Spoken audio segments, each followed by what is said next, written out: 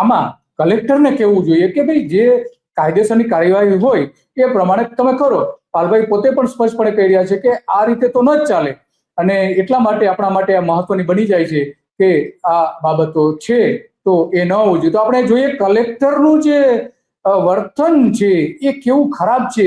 RDC નું છે, residence district કલેક્ટરનું. તો એ પણ આપણે જોઈએ કે કઈ રીતનું વર્તન એમનું છે એ પણ જોઈએ. તમારો અધિકાર જ નથી આને નોટિસ આપવાનો. તમારો અધિકાર જ નથી આ નોટિસ આપવાનો. મને તમે કહી દીધું, મેં સાંભળી દીધું. અને એના હાઈકોર્ટના 25 જજમેન્ટ છે અમારી પાસે. સાહેબ આપ હાઈકોર્ટમાં જઈ શકો છો. 25 જજમેન્ટ છે મારી પાસે. તમે કહો તો 10 મિનિટમાં હું તમને ઓનલાઈન આપી શકું બધા જજમેન્ટ. બરાબર છે. અને નોટિસો રદ થયેલી છે. તમે એવું ઈચ્છો છો કે અમે હાઈકોર્ટમાં જઈને આપનો અધિકારનો ઉપયોગ કરી શકો છો. આપણે મને પ્રશ્ન કર્યો, મેં સાંભળી લીધો. ના સાંભળી લીધો તો એનું નિરાકરણ લાવવું પડે ને. એ નિરાકરણ અમે તે લાવશું. અમારી સત્તા છે અને અમારી જવાબદારી પણ છે. અમે કરશું. જવાબદારી હોય તો આવું કરી જ નહીં શકે અધિકારી. આવું કઈ વિષય અહીંયાથી ચાલુ બગાડવાની વાત છે અને જિલ્લાની અંદર વગર કારણે પ્રશ્નો ઉભા કરવાની વાત છે. આવી રીતે વાત ના કરશો.